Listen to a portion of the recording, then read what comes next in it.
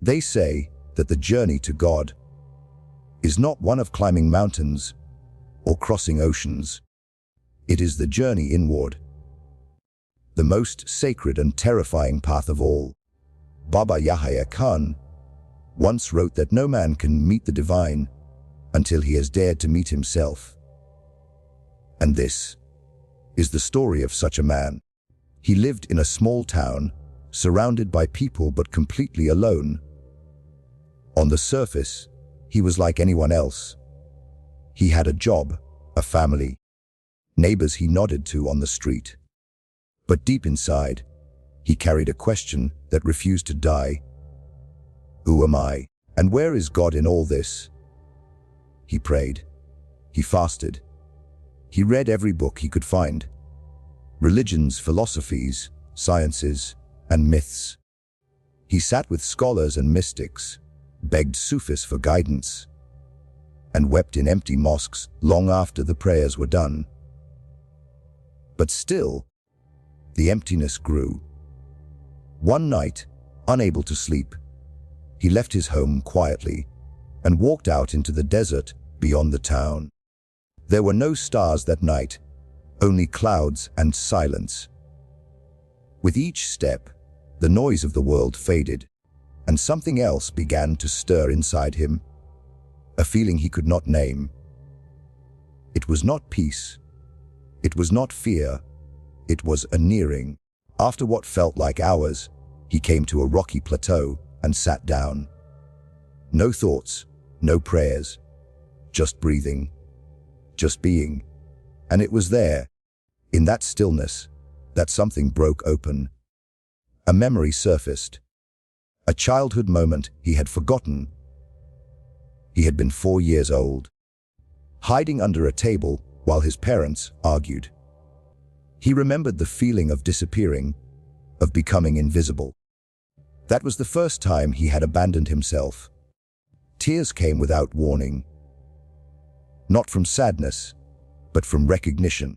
He saw how his entire life had been a series of masks. The good son, the faithful servant, the devout seeker. But none of those were him.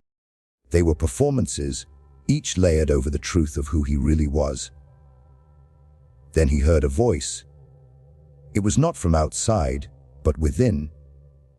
A whisper, gentle, but piercing. I have been here all along. He opened his eyes. There was no one around, just the wind and the rocks. But he knew that voice was his own.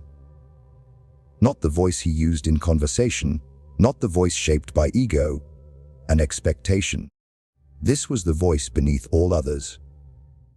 The one that had waited patiently for years, through all the noise. That night, he did not find God. He found himself. And that was the first step. He returned home changed. Nothing looked different, but everything felt new. His wife asked what had happened. He smiled and said, I met someone last night. Someone I had forgotten. From that day forward, he no longer searched outside. He began to listen inwardly. In moments of silence, in the pause between breaths, in the space between thoughts.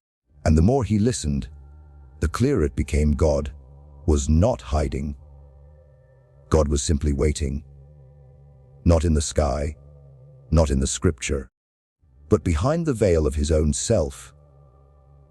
Baba Yahya often spoke of this veil, how man is not separated from the divine by distance, but by identity, by the illusion of who we think we are. The man began shedding those illusions, slowly, tenderly, not through force, but through attention.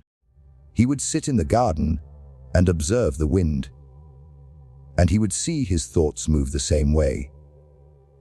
Unpredictable, uncontrolled. He began to understand he was not his thoughts. He was the one watching. He started journaling every morning, not with plans, but with presence. He wrote down what he noticed, not what he wanted, At first, the pages were filled with confusion and frustration. But slowly, clarity emerged. He was beginning to hear his real voice again. With time, he became quiet. Not just in speech, but in presence. His eyes grew softer. His judgments faded. He no longer argued, because he no longer needed to be right. He no longer preached, because he knew every soul walks its own path. One afternoon, a boy from the neighborhood came to him and asked, "Are you some kind of Sufi?" He laughed. "No, I am just someone who stopped pretending." The boy didn't understand, but he felt something. A kind of peace, a gravity that pulled him in. In the evenings, the man would sit by the fire and simply be. No phone, no distractions. And soon, others began joining him, not for teaching, but for silence. In that silence, people began to feel things they hadn't in years. Guilt, grief, wonder, love. He spoke rarely. But when he did, his words landed like water on dry earth. One night, a woman asked him, "When did you realize God was real?" He replied, "When I realized I wasn't." She blinked. "What do you mean?" He smiled gently. "The I thought I was. The one built from memory, ambition, fear, and pride, had to die. Only then could I feel something deeper. Not an idea of God, not a belief, but a presence." Years passed. The man grew older. His beard whitened. His body slowed. But his eyes, they remained young, alive. As if they were always seeing something, just beyond the surface of things. One day, a traveler came through the village. He had studied under famous teachers, read every sacred book, practiced every ritual. He heard about the old man and came to visit. "I have spent my life searching for God," the traveler said. "They told me you might know the way." The old man smiled. "I don't know the way, but I can tell you where not to look." Where? In others, in titles, in ideas, even in yourself, if by I yourself you mean the voice in your head. The traveler frowned. "Then where is he?" The old man pointed to his chest. "Here. But you must go through the fire of truth to reach him. And that fire is you." The traveler left confused, but something about those words stayed with him. They echoed in the quiet. They grew in the silence. And so the story continues. Not just his, but yours. And mine. Because the journey doesn't end with finding God.